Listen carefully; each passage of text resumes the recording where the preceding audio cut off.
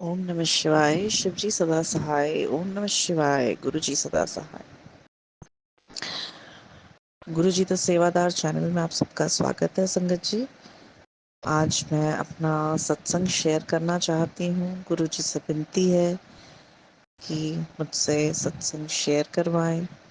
जो भी बुलवाएंगे आज गुरुजी ही बुलवाएंगे। गुरुजी का अनंतम अनंतम शुक्राना है। गुरुजी ने मुझे बहुत ब्लेस किया। गुरुजी ने मुझे ड्रीम में दर्शन दिए। सबसे पहले गुरुजी ने जब मुझे दर्शन दिए उस टाइम मैं बहुत ज़्यादा गुरुजी के बारे में नहीं जानती थी। मैंने बहुत कुछ सुना हुआ था गुरुजी के बारे में। मैंने पर मैं उतना ज़्यादा बहुत डिटेल में या बहुत ज़्यादा जैसे कहते हैं कि बहुत ज़्यादा अटैच नहीं थी। गुरुजी ने मुझे ड्रीम दर्शन दिए। मुझे दिखा कि गुरुजी आ रहे हैं संगत के साथ और रास्ते में बहुत सारे पत्थर कंकड़ वगैरह हैं। तो मैं सोच रही हूँ कि अरे गुरुजी आ रहे हैं और रास्ते में मैं ये रास्ता साफ कर दूँ। और मैं फटाफट कंकड़ उठा के इधर उधर फेंकने लग गई कि रास्ता साफ हो जाए। अब संगत जी मुझे नहीं मालूम गुरुजी ने मुझे क्या ब्लेस किया। मैंने क्या करना था रास्ता साफ गुरुजी का, वो तो गुरुजी का तरीका है अपनी संगत को ब्लेस करने का। उसी ड्रीम में मुझे फिर मैंने देखा कि गुरुजी आ गए और गुरुजी लंगर छक रहे हैं और मैं पास में खड़ी हूँ। मैंने पपीते की प्लेट पकड़ी हुई है, फ्रूट्स की, पपीते और पपीते के ऊपर नमक है, जो कि मैंने कभी पहले पपीता नमक डाल के नहीं खाया था। तो इसलिए मैं इसलिए स्पेसिफाई कर रही हूँ कि पपीते पे नमक है। और मैंने पूछा गुरुजी से, गुरुजी ले लो। तो गुरुजी कहते ने की है। मैं क्या गुरुजी पपीता है, ला देते। फिर बस मेरा ड्रीम यहीं पे ख़त्म हो गया। मुझे कुछ समझ में नहीं आया। फिर मेरी संगत जी मुझे फ्रूट्स बहुत पसंद है। तो यूजुअली मैं डेली पपीता या कोई भी फ्रूट खाती हूँ। तो मैं जब भी पपाया खाने लगूँ तो मुझे ऐसे लगे कि गुरुजी कह रहे हैं कि लून पाके खा। पर अब अपनी बुद्धि समझ में नहीं आता है तो मैंने नहीं डाल के खाया। मुझे नहीं समझ में आया कि, और मैंने कभी खाया नहीं था तो मुझे मालूम भी नहीं था कि पपाया पे लून नमक डाल के खा सकते हैं। फिर 2-3 दिन बाद फिर मेरी मम्मा पपाया कट करके दे रही थी। तो जैसे ही उनने मुझे दिया और मैं खाने लगी, मुझे एकदम से मेरे अंदर से ऐसे लगा कि जैसे कोई डांट रहा है कि तेनों क्या लून पाके खा सुनती नहीं है। और मैं एकदम से जरा सा डर गई और फटाफट मैं किचन में गई। मैंने नमक लिया, नमक डाला उसके ऊपर और मैंने पपाया खा लिया। अब मुझे नहीं मालूम था इसका रेलेवेंस क्या है, क्यों ऐसा है। ये मुझे बहुत बाद में समझ में आया। पहले तो मैंने गूगल सर्च किया कि पपाया पे नमक डाल के खाने का क्या रेलेवेंस है। तो मुझे समझ में आया कि जिनका बीपी लो होता है उनको नमक डाल के खाना चाहिए, नहीं तो पपाया से बीपी और लो हो जाता है। एंड संगत जी मेरा बीपी लो की टेंडेंसी थी तब तक। तो मुझे तब भी नहीं समझ में आया। मुझे लगा शायद गुरुजी ने कहा कि मेरा बीपी लो रहता है तो इसलिए मुझे सॉल्ट डाल के खाना चाहिए। बट वो गुरुजी ने मुझे ट्रीटमेंट ही दिया था, क्योंकि आफ्टर दैट मतलब whenever I check my BP it was normal, which was like अभी तक की एज में कभी भी मेरा 120/80 बीपी नहीं आया। और whenever I used to check it was always like 90/60 and my BP was usually very low. कहीं हॉस्पिटल में जाके चेक कराओ तो उन लोग तो ड्रिप लगाने के ही बोल देते थे। तो this was the first, I will not say first blessing, which I know exactly कि जो मेरे मुझे पता है, गुरुजी तो पता नहीं कब से ब्लेस कर रहे हैं, अपन तो जानते भी नहीं है। पर आफ्टर दैट, मतलब 2-3 महीने बाद जब भी चेक करा मैंने बीपी, व्हेन इट वाज बिल्कुल on dot 120/80, and I was really surprised. And मुझे रियलाइजेशन हुआ कि ये गुरुजी ने मेरी बीपी की प्रॉब्लम जो है सॉल्व कर दी। एंड उसके लिए मैं, मेरे पास शब्द ही नहीं है कि मैं किस तरीके से गुरुजी का शुक्राना करूं। अनंतम अनंतम शुक्राना गुरुजी। उसके बाद संगत जी, नेक्स्ट टाइम मुझे ड्रीम आया, बट ये ड्रीम बताने से पहले मैं बताना चाहूँगी कि मुझे बहुत पहले एक चोट लग गई थी। मतलब जो पेल्विक बोन होती है उसके ऊपर, मतलब आपकी स्पाइनल के साइड में, लेफ्ट साइड पेल्विक के ऊपर, तो वहाँ पे चोट लगी थी। मैं गिर गई थी, पता नहीं, मुझे नहीं मालूम, याद नहीं कैसे चोट लगी। बट देन उस टाइम तो ठीक हो गई थी। अभी मुझे थोड़े टाइम से पहले वहाँ पे ऐसे हाथ लगाओ तो लगता था कि दर्द है, और एक छोटा सा कुछ लंप सा लगता था। तो मैं सोच रही, मतलब अभी मैं सोच में ही थी कि मैं डॉक्टर के पास जाऊं, ये क्या है। And I could feel that that is the same pain what I got when मुझे जब चोट लगी थी। तो मैं भी सोच ही रही थी कि एक दिन मैंने ड्रीम में देखा कि मैं सीढ़ियाँ चढ़ रही हूँ, और पीछे से किसी ने मेरे पीठ पे, बैक पे, लोअर बैक पे हाथ हाथ ऐसे लगाया और कुछ खींचा बाहर। तो मैं एकदम गुस्से में आ गई कि मेरे को पीछे से हाथ किसने लगाया। एंड मैं मुड़ी, पीछे मुड़ी गुस्से में, और मैंने देखा गुरुजी खड़े हैं। एंड गुरुजी बड़ी नोटी सी स्माइल दे रहे हैं। गुरुजी ने वाइट चोला पहना हुआ है, उस पर कढ़ाई हुई हुई है। वो चोला और वो मैंने पहले, मतलब मैंने नहीं देखा था। मैंने इंटरनेट पे भी कोई ऐसी वाली पिक नहीं देखी थी वो गुरुजी के वाले चोले वाली। तो वो जो मैंने, पर मुझे वो बाद में देखने को मिली। तो मैंने जैसे ही देखा गुरुजी खड़े हैं और मुस्कुरा रहे हैं, मैंने कहा अरे गुरुजी हैं। मैंने कहा फिर तो कोई टेंशन ही नहीं है, और मैं पलट के आगे बढ़ गई। अब जब मैं सुबह उठी तो यूजुअली, क्योंकि कहीं दर्द हो तो आपका हाथ जाता ही है वहाँ पे, तो मैंने जब जैसे ही हाथ लगाया अपनी बैक पे, तो कोई लंप जो मुझे फील हो रहा था यार, वो हल्का सा दबाने से जो दर्द थी, वो दर्द वगैरह कुछ भी नहीं थी। तो ये मेरी, मुझे गुरुजी ने मेरे लिए, मतलब मेरी दूसरी ब्लेसिंग, कि गुरुजी ने मेरी वो जो चोट थी, या जो अंदर क्या पता क्या वो फॉर्म हो रहा था, गुरुजी ने उसे ठीक कर दिया। अनंतम अनंतम शुक्राना गुरुजी। गुरुजी का कितना शुक्राना करूं, मेरे पास शब्द ही नहीं है।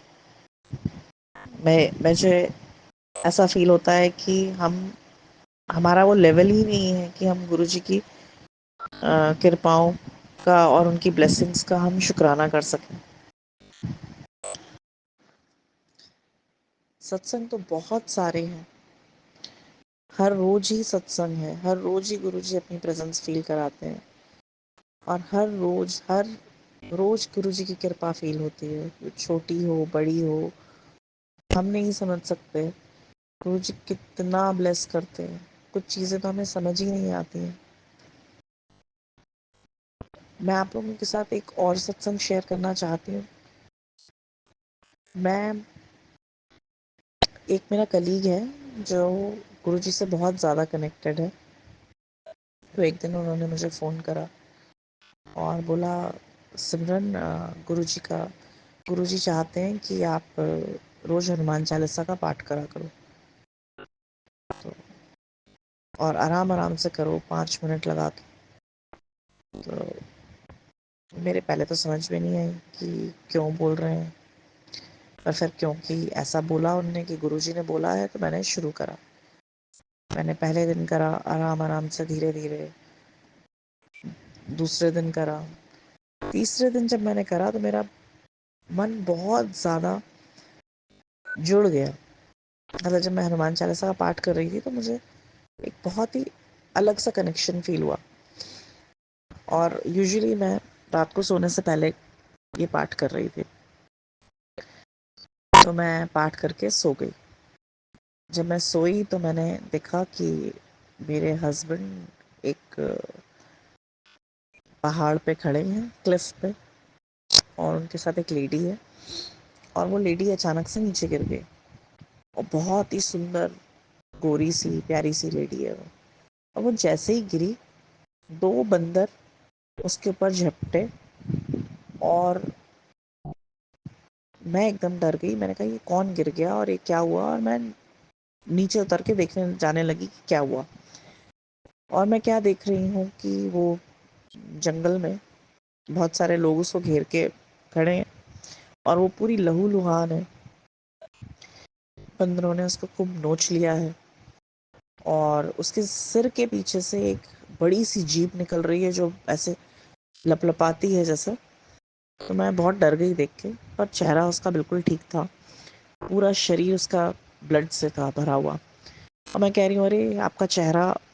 तो वो कहती है अरे मुझे कैसे, अ, मेरा क्या हाल कर दिया है, इससे अच्छा तो मुझे मार डालते। ऐसे मैं ना जीने लायक हूँ ना मैं मरने लायक हूँ।